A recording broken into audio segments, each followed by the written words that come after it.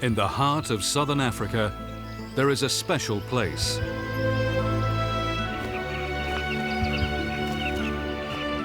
A beautiful valley bursting with life. Home to 60 species of mammals and more than 400 species of birds. It is one of the greatest wildlife sanctuaries in the world. But this wilderness is at risk. Like many of Africa's wild places, there is an increasing threat from humans. With so many potential dangers, two young scientists are on the front line of protecting this incredible ecosystem. Johnathan, stop a bit. They live in the heart of the bush, working around the clock. Their mission? To uncover the secrets of this great wilderness, to gather vital scientific data, to be used to protect some of Africa's most iconic predators.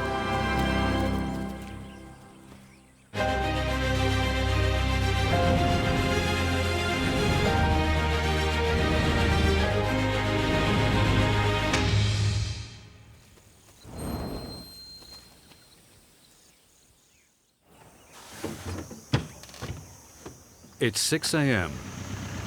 The day starts early for Johnathan Merkle and Henry Mwape. They're scientists working with the Zambian carnivore program, known as ZCP. Their mission is to monitor the health of this ecosystem by studying its carnivores.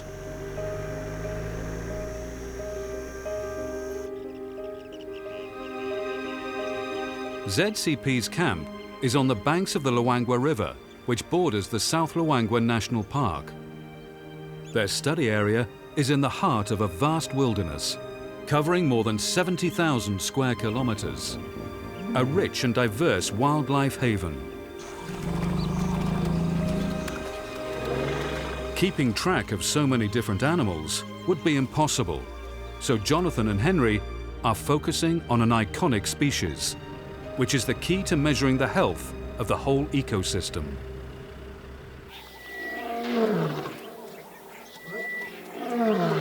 Lions, Africa's largest carnivore.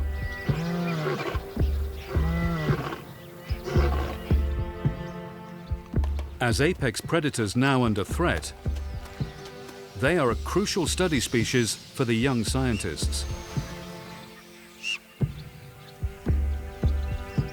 Lions prey on herbivores like puku, zebra, and buffalo, which eat plants and grasses. This vegetation also supports the whole ecosystem. If lions and other carnivores are doing well, it's a strong sign that everything else in the valley is thriving. Today, the team is looking for the Louis Pride. They are part of ZCP's long-term intensive study. Johnathan, do you want to stop a bit? Huh? Stop.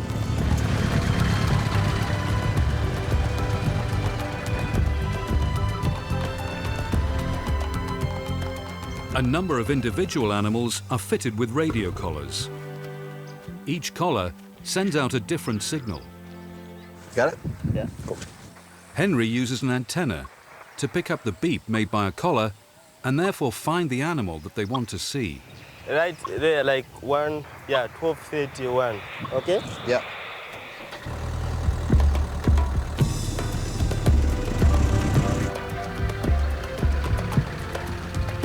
Traveling across country takes time.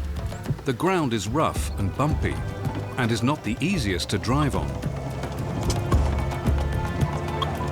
Is it getting stronger? Yeah. 10 o'clock, I think.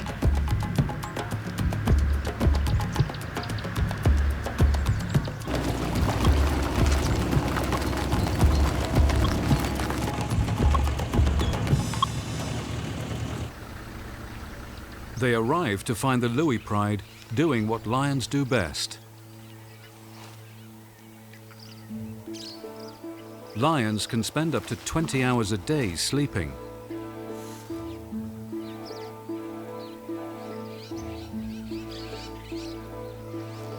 After a big meal, male lions can doze for a full 24 hours. The Louis Pride is made up of 1 male lion, 5 lionesses, and 3 cubs from last year's litter.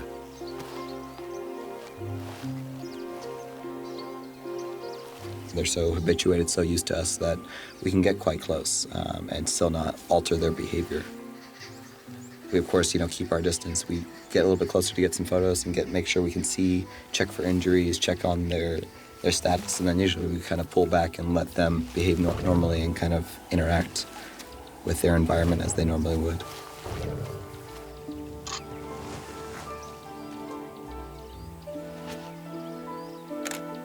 Johnathan and Henry have identified 300 individual lions, with a catalogue of thousands of photos. 174, 173.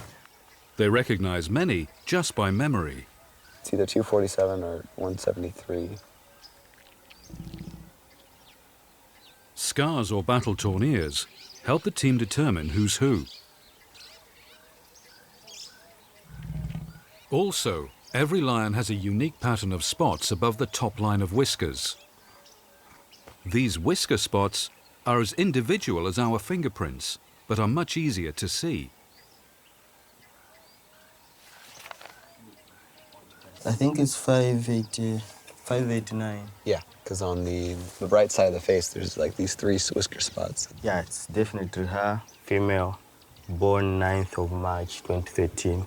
Being able to identify individuals means they can track everything that happens to these lions, including illness, injury, and reproduction. They've learned how prides can be fluid, with females often separating into smaller groups, and males even moving between prides. Today, all of the Louis Pride are looking fit and healthy, a good sign that all is well in this area of the park.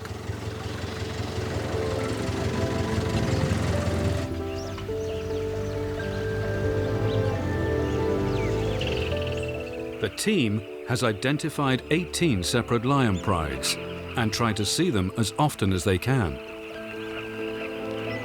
They spend days at a time out in the bush and cover hundreds of kilometers a week.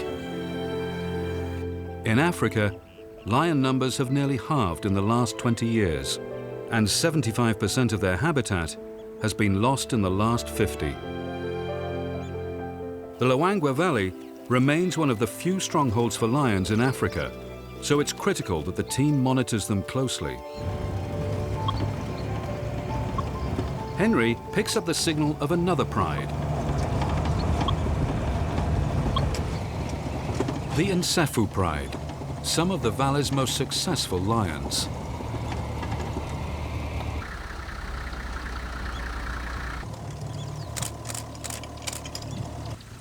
Pretty sure that's 247, the other one.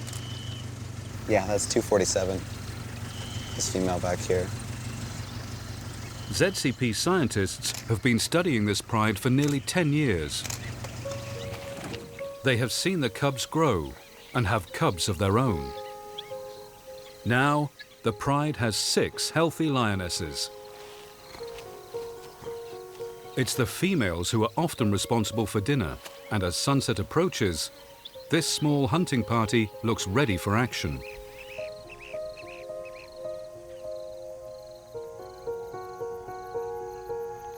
The majority of lion hunts take place after dark, so studying lions isn't a regular 9 to 5.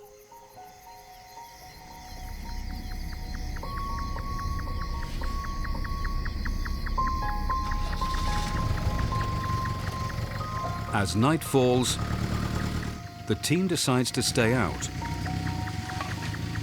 The young scientists want to see what's on the lion's menu tonight.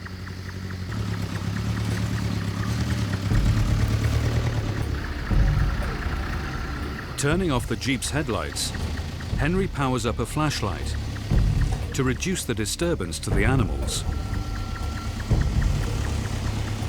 I can man the receiver if you want. Many lions have a favorite prey, and this pride is particularly fond of buffalo. Following hungry lions on the prowl can be tricky, especially when they go off the beaten track They're pretty thick up here. In the nighttime, it's very difficult to keep up with these animals. If we don't find something soon, then we'll make a plan. These lions can see 6 times better at night than their human trackers. But a groundbreaking thermal camera reveals the lion's nighttime world like never before.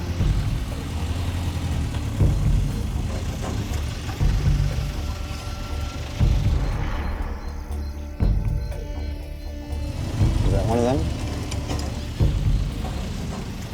Yeah, good. Find them? Yeah. Nice job. So we're just trying to keep up with them and see what they're actually going to be hunting this evening. They might actually go and grab some water, or they might be trying to try their luck along the riverbed for any prey. Following a hunt provides vital information about not only what the lions are eating, but how much. This gives the team insight into the lion's impact on the ecosystem and how prey abundance affects their survival.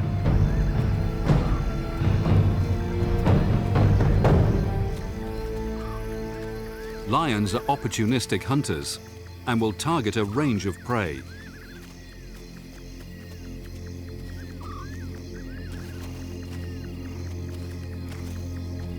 Tonight, the Nsefu lions have got their eyes on Puku.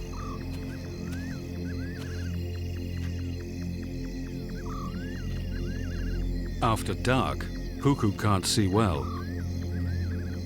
They must rely on smell and hearing.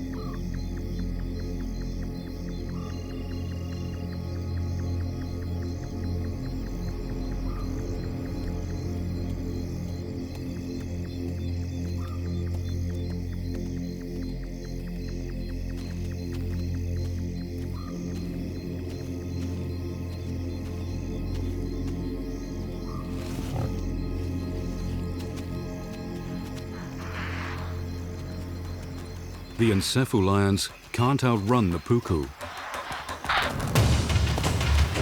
They won't charge until they're fewer than 30 meters from their target.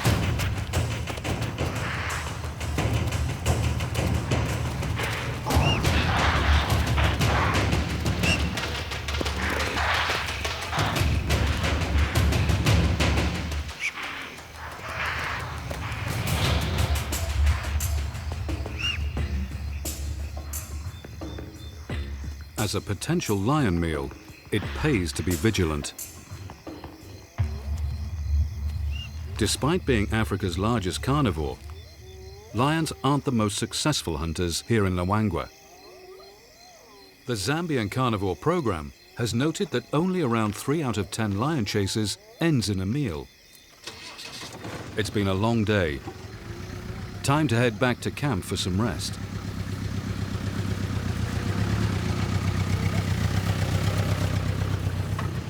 So I don't know like where I'm heading to. I don't know whether this is north. We're heading north. We're heading north. Yeah. Maybe take the left road, actually. Left? Yeah. On the way, something catches Henry's eye. Hyena. There's another one I've seen too. Must be something there. Some sort of carcass, probably. A hyena clan's feeding on something.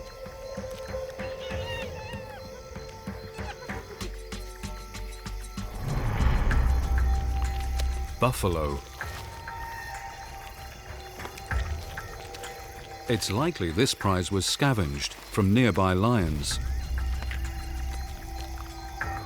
Hyenas will eat almost anything on a carcass, including bones, teeth, skin, even the hooves. They often fight over a carcass, but a strict hierarchy ultimately dictates who eats first. Once they get stuck in, hyenas will eat as much as they can, as fast as they can. A hyena can eat up to 1/3 of its own body weight in one sitting. Seeing them scavenge on a leftover buffalo, shows that lion kills must be plentiful. It's more evidence that the lion population here is doing well.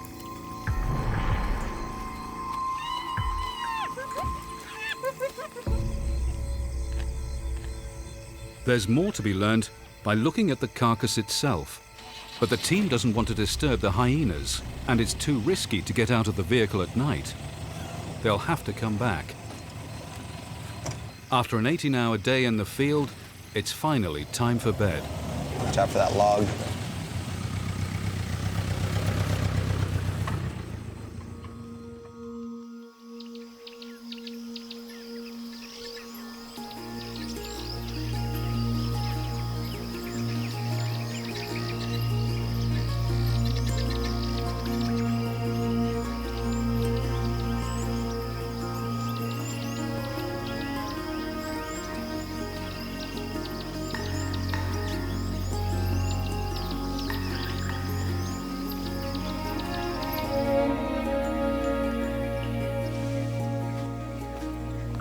It's 7 a.m.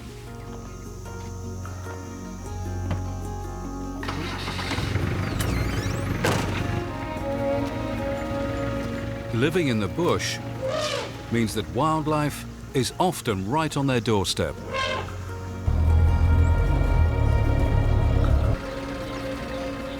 The team wants to get back to the buffalo carcass before scavengers finish it off.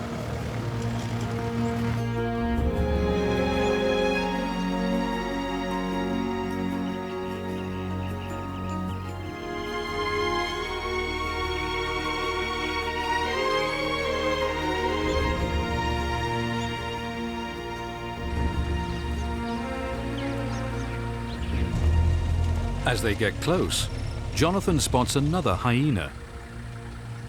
This is a good opportunity to observe one of Africa's most misunderstood predators in the daylight. Hyenas are also part of ZCP's research, but can be harder to find, as very few are radio-collared. Do you have GPS? Yeah, already. You already marked it? Cool. Awesome. I think there's a misconception a lot of times that people just see hyenas as scavengers, which is not, I mean, which is true, they do scavenge a lot, but they're also hunters. As the two hyenas move off, Johnathan and Henry decide to follow.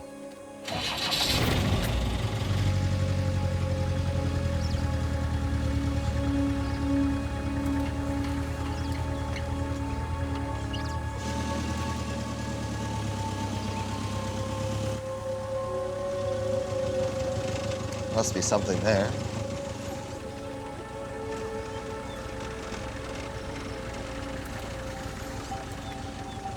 Behind the trees, something they weren't expecting.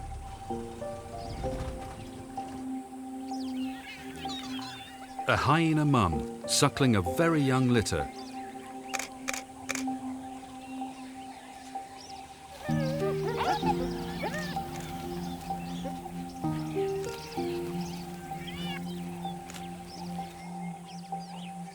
The cubs are born below ground and venture out mainly at night, so to see them out in the daytime is a rare treat for the team. They develop their spots about 5 weeks after being born. By looking at their fluffy new coats, Johnathan and Henry estimate that these cubs are just under 2 months old. So there's 6 hyenas, right? Mm-hmm.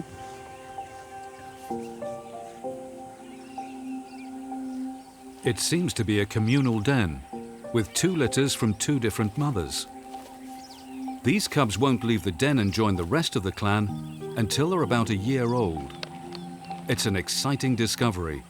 4 new cubs in total. Now the team knows the location of the den, they'll be able to closely monitor the cubs' development and add important data on hyena survival rates. Hyenas aren't popular here. They're the subject of many African myths, often associated with death or witchcraft, and they've suffered persecution from humans as a result.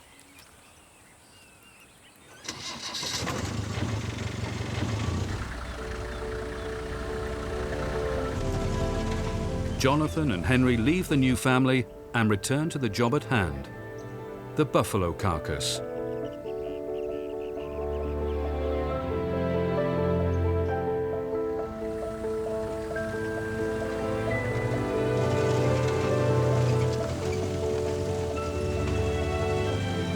The hyenas from last night are nowhere to be found. With the hyenas gone, other scavengers have arrived to feast on the remains. You see, that doesn't look that odd, right? No, it doesn't look that old. Just the. I think the vultures and the hyenas are the ones who have eaten up most parts of.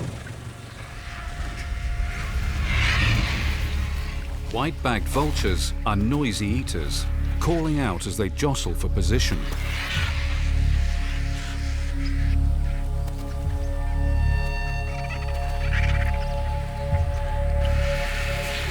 Super-strength stomach acid allows them to digest what other animals have left behind.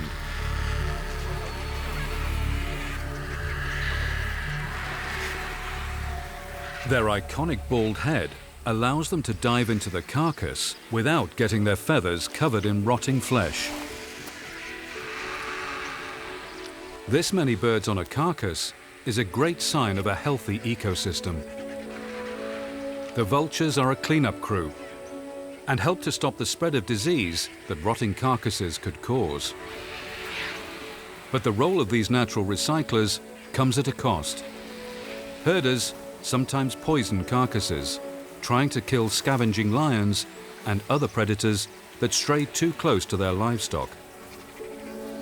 Vultures often get to the carcass first and die after consuming the poisoned remains. This has led to a rapid decline in vulture numbers. Worryingly, studies suggest that they could be extinct in Africa in less than 100 years. I think we'll grab Gibson and we'll get out and check out the carcass. Gibson is an armed scout with the Zambian Wildlife Authority who works with the team. Getting out of the car is dangerous. A dead animal can attract hungry scavengers. Johnathan and Henry want to take some samples back to camp. They set about gathering as much information as possible. Tissue and blood samples will tell them if the buffalo was sick or poisoned. Teeth and hair provide information on its age and diet. These important samples will spoil in the midday heat, so it's time to head back to base.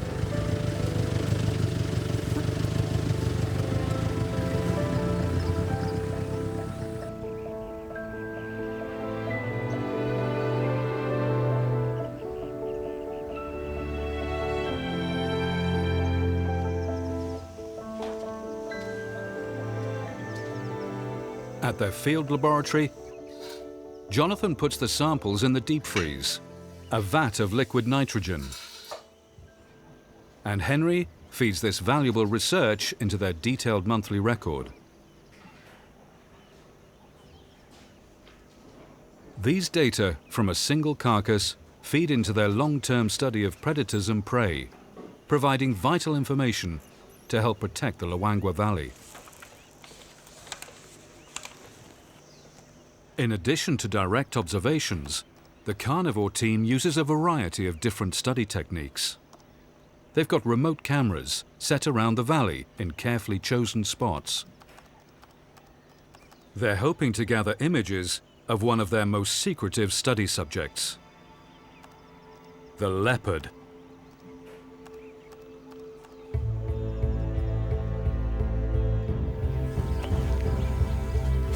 Living a solitary life, leopards are the most elusive carnivore.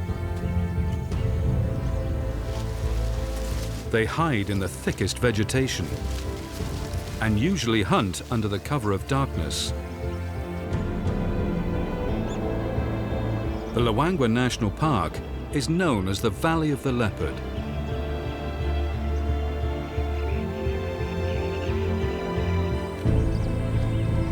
It's home to one of the densest leopard populations in Africa.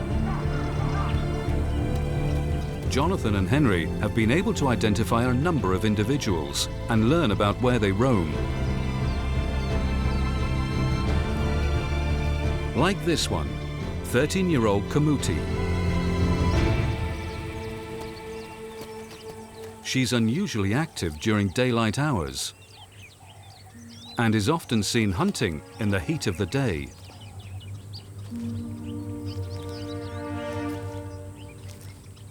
She's ruled over her territory for 10 years.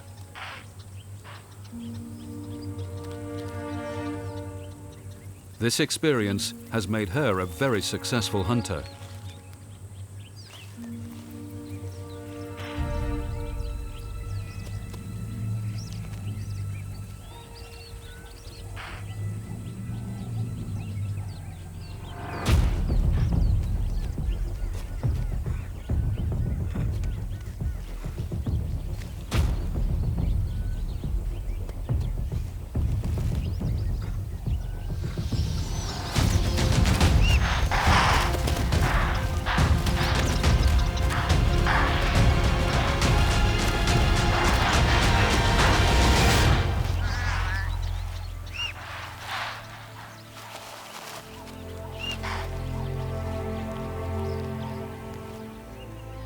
ZCP's camera traps also reveal that prey such as impala and bushbuck are plentiful in the leopard's habitat.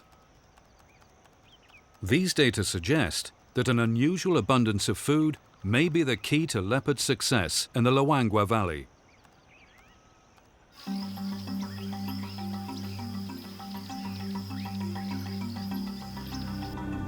It's now October, the hottest part of the dry season. But the rains are fast approaching.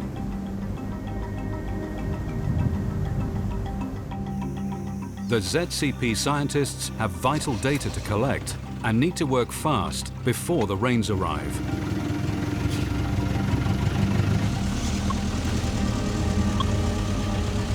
Once the wet season gets underway, the wildlife will spread out across the valley and much of the landscape will be cut off by floodwater.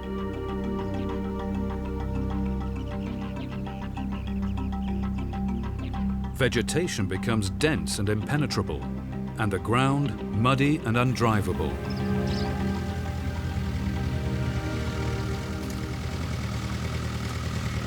This morning, they're tracking one of the world's most endangered carnivores, one which has disappeared from much of Africa.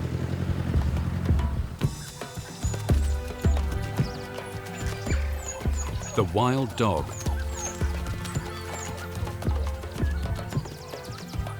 Roaming over a home range of thousands of square kilometers and traveling up to 50 kilometers a day, they're hard to pin down. Johnathan and Henry are looking for a group known as the Hot Springs Pack. To help study these predators, they've put radio collars on key members of the pack.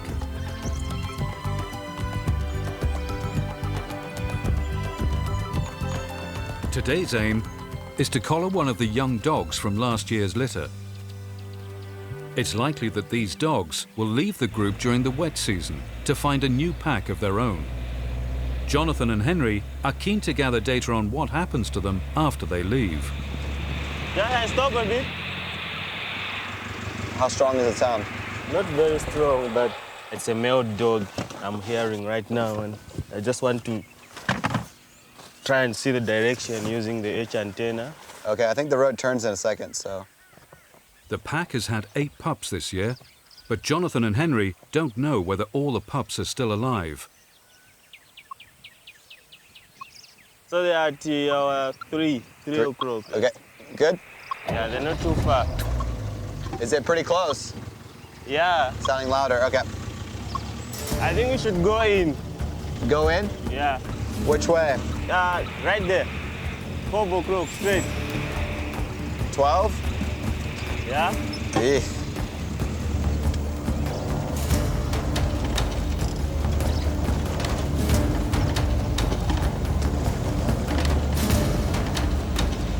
Still 12? Yeah? Okay. Okay, there I see them.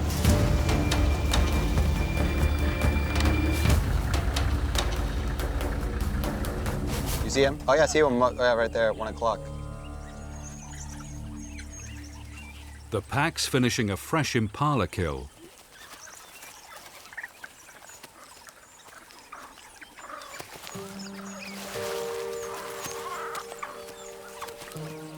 Despite being a tenth of the size of lions, these skilled predators are successful in 8 out of 10 hunts, and the pack will eat almost every day.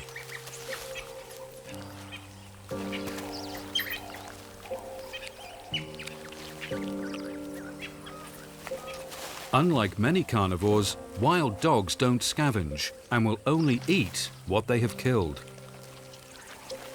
Wild dogs will also allow the youngest dogs to eat first at a kill. Awesome, you see some of the pups.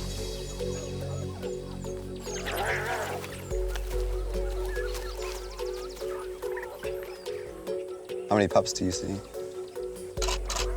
Yeah, I'm seeing 8 pups. Yeah, 8 pups, cool, so they're all surviving.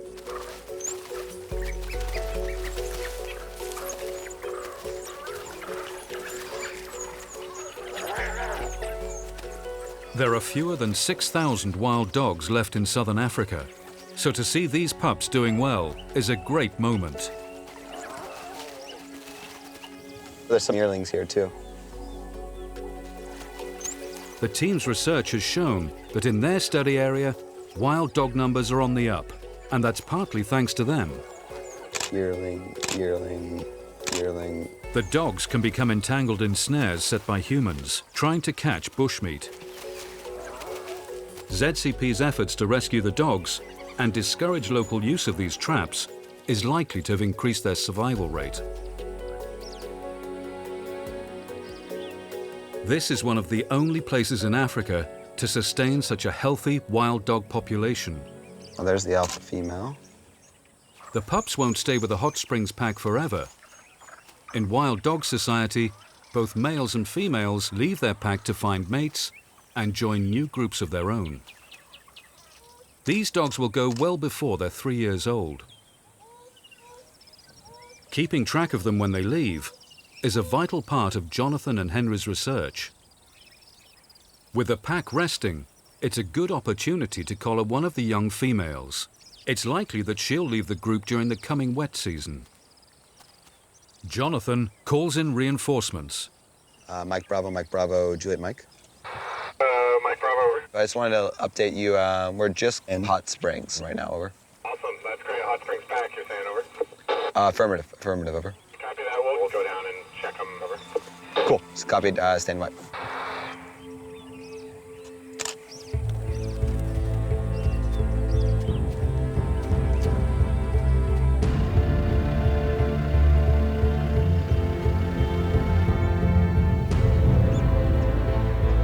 Johnathan and Henry work closely with ZCP's vet, Dr. Sichonde. They've picked out which young female to target.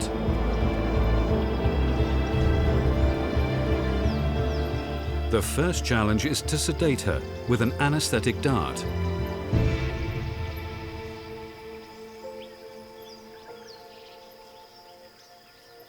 Whenever you're ready.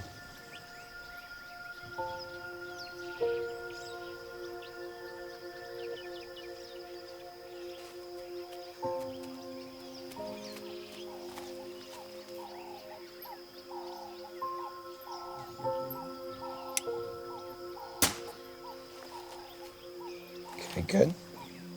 Looks like it's gone in. Let's keep an eye. She lays down just a short distance from the watchful eyes of her pack.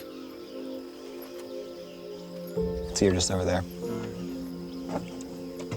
Okay. Okay. Let's try to get a little bit closer and let's check on her and see how she is. Okay. Good. Okay, let's go.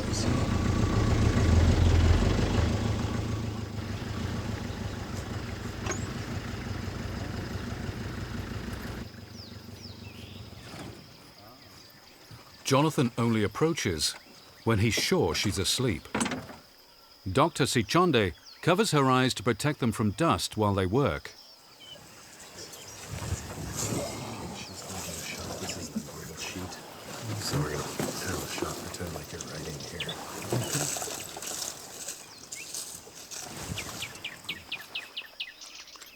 The team has to work quickly.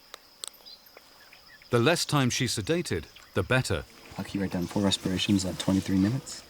They keep a close eye on her vital signs. Once the collar's on, they use this rare encounter to gather important data.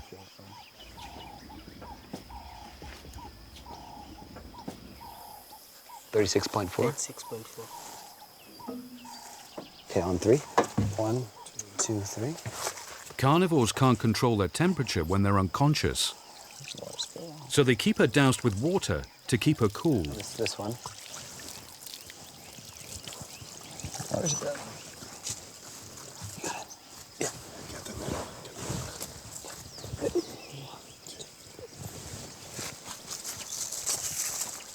They leave her under a shady tree. The vet administers the drugs to bring her round.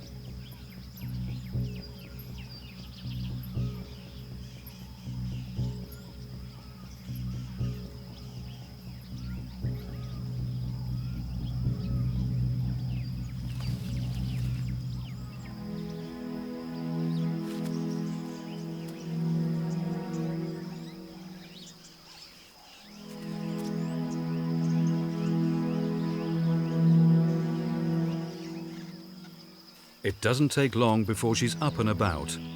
A little drowsy, but none the worse for wear.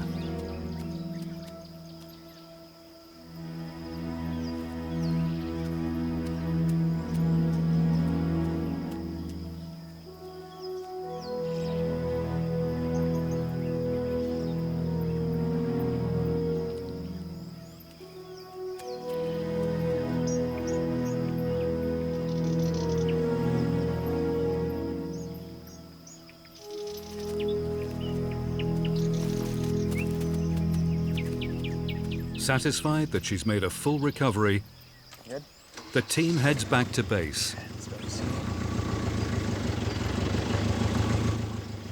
The new collar will provide them with essential data for the next few years.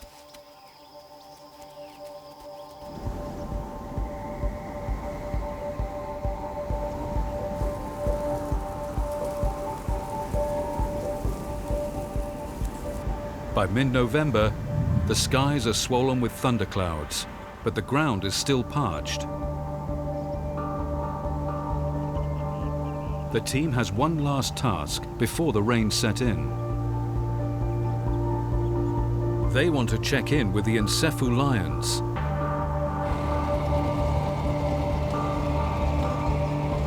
Things are shifting within the pride.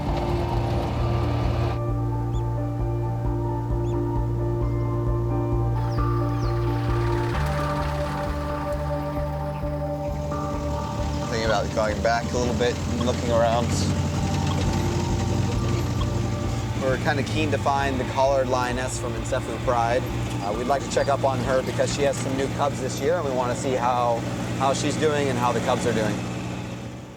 Mortality is high in young lions, so it's important that they get visual confirmation of the 2 new cubs and assess their health. But Henry has to be within 1 kilometer to pick up the signal from her collar. Do you think it's worth going back to the other side, or do you want to just keep going up? I think let's just continue. I think it was just something else. It wasn't the signal. Okay. Is it pretty close?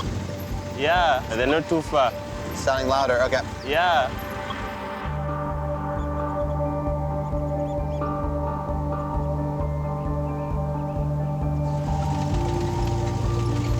Okay, I see them right there, like Cop 31. Oh, yeah, I see one right there.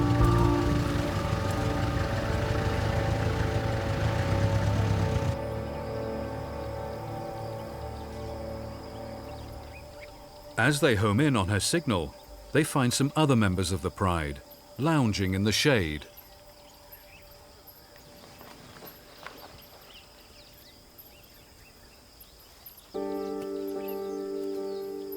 Young lions from previous litters are resting with the grandmother of the group.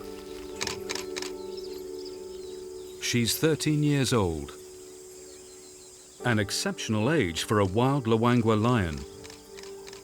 ZCP scientists have been studying her for most of her life. She does look a little bit, I mean, they all look a little bit thin, but she looks definitely a little bit. Yeah, she's now in her last years. She may be too old to hunt for herself, but she is still resourceful. A nearby scent attracts her attention.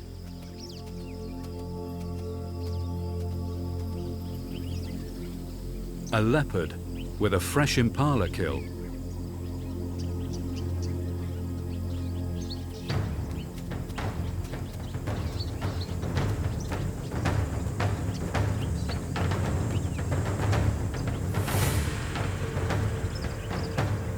This leopard is only half the size of the lioness.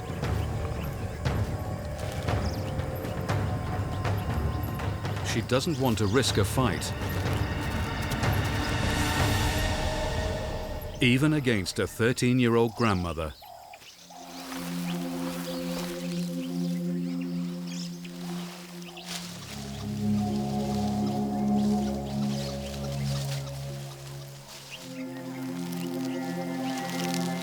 The lioness takes the impala back to her pride.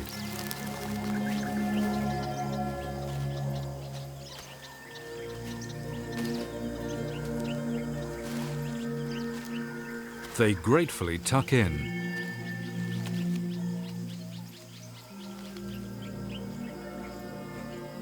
The fact that this old grandma can still help provide for her family is a clear sign that there is abundant food and that the pride is doing well. It's another indication that the Luangwa Valley is in good health. It's great to check in with familiar faces, but Johnathan and Henry are anxious to find the lioness that recently gave birth to 2 cubs. And try to cross the stream to get to the other side where the signal sounds like it is.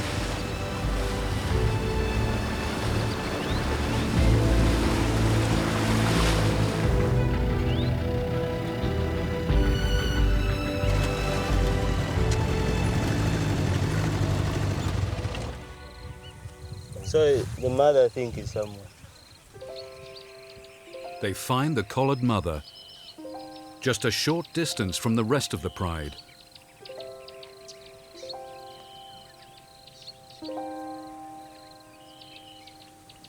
The cub's here to your right. To my right? Yeah. How close to my right? In this bush? This? Oh, yeah, I see ya.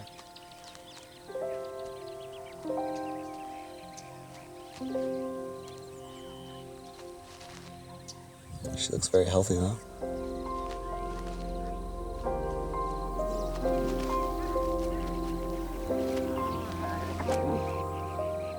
This is what Johnathan and Henry hoped for. 2 cubs, nearly 3 months old, both in great condition.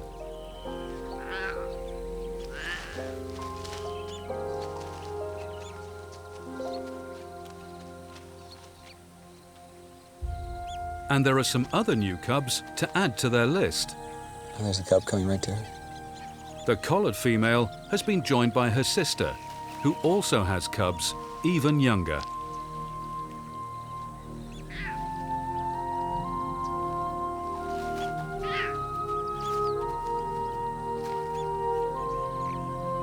I've seen 3. Yeah. They're all fighting fit.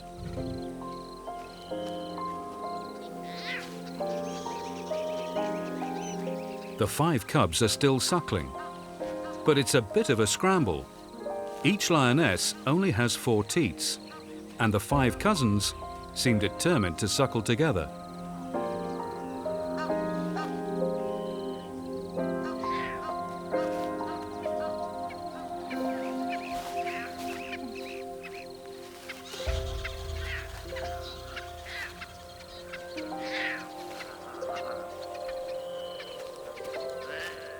The two older cubs have more than doubled in size since Johnathan and Henry last saw them. Soon, they'll spend more time with the rest of the pride, learning where they fit into this extended lion family.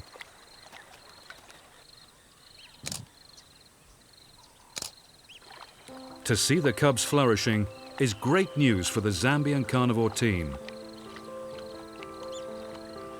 It bodes well for the future success of the pride and for all the lions in the area. It's thought that there are as few as 20,000 lions left in the wild. The ZCP team has estimated that the Luangwa Valley may be home to more than 500 of these top predators, making it one of the last remaining lion strongholds.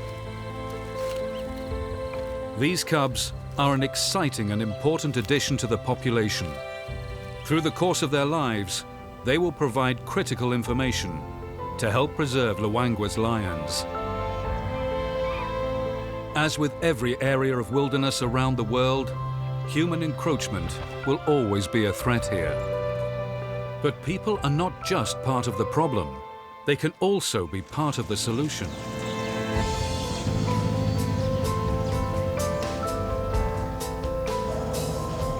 You know, our goal is to conserve these carnivores and then hopefully protect the whole area to sustain the park and the whole ecosystem for future generations to come. Gathering huge amounts of knowledge and devoting their lives to the African bush, Johnathan, Henry, and the Zambian carnivore team will continue to monitor the predators that live and thrive in this wild valley, protecting them for many years to come.